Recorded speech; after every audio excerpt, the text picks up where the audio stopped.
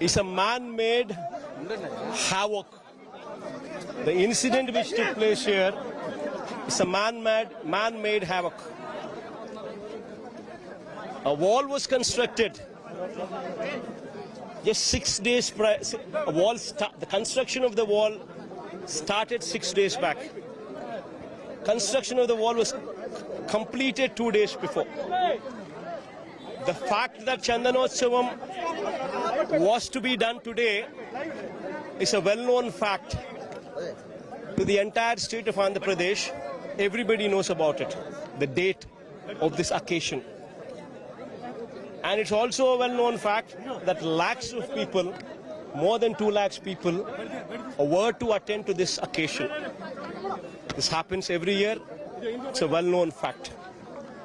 When the government is fully aware of the date that so-and-so occasion is going to take place, and lakhs of people would be attending to this occasion, attending on this occasion, what was the government trying to do? They started constructing a wall 6 days before this incident, and that to a 20-meter wall. That means 70 feet wall in length, 10 feet in height, and there were not, you don't even see cement columns in between. Entire thing is fly ash brick blocks. People, the scene from there is that the wall shook like a flexi when the incident took place. And when this wall, how did they authorize the construction of this wall?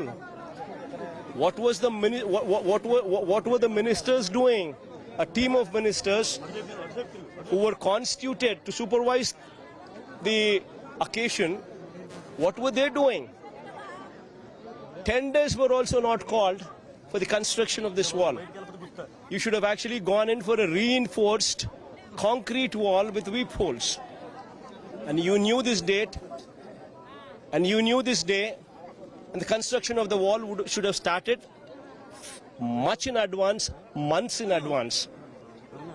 But then you constructed the wall just 6 days before, completed it 2 days before, knew very well that during the Chandanotsavam, every year, during this occasion, you would have rains.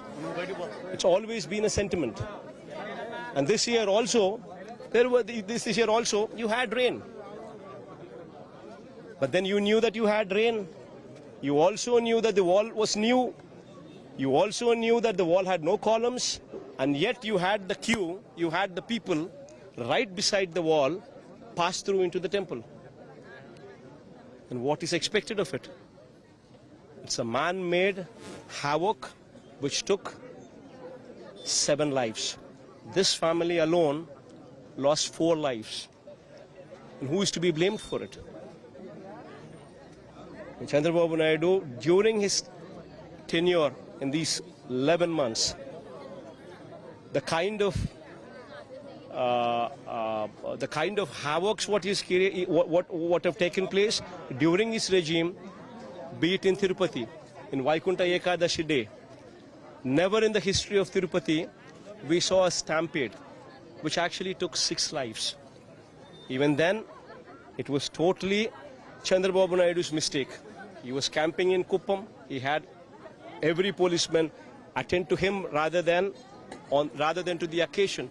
And Vaikunta Ekadashi also was a similar festival. Very well everybody knew on which date it was going to take place. Everybody also very well knew that lakhs of people would be attending to it. Yet there were no people, there were no cops. Everybody was engaged with him. People were parked in the parks. Suddenly they were let out to actually go into the queues, which erupted into a stampede. 6 lives lost in Tirupati. In Tirumala, it's same Tirumala, in Goshala, more than 200 cows have seen death during Chandrababu's regime. Sri Kurmam temple in Srikakulam, more than 15 turtles died during Chandrababu's regime. And even now, today, in Vizag, Simhachalam temple, more than 7 deaths because of this war, because of this havoc, which man-made havoc which is created through this wall. During this regime itself, Lord Venkateshwara Swami's reputation was brought down by this Chandrababu Naidu, circulating fake news on Laddu. All this during the course of these 12 months. During the course of this, even in Simhachalam, also in Vizag now, this is the first time something like this took place in the history of this temple. All thanks to this man Chandrababu Naidu. This man should actually go jump in a well. So do you think state government given priority to VIP protocol? VIP protocol instead of the general public? In Chandrababu's regime, a common man is ill-treated. Common man plight is never listened to.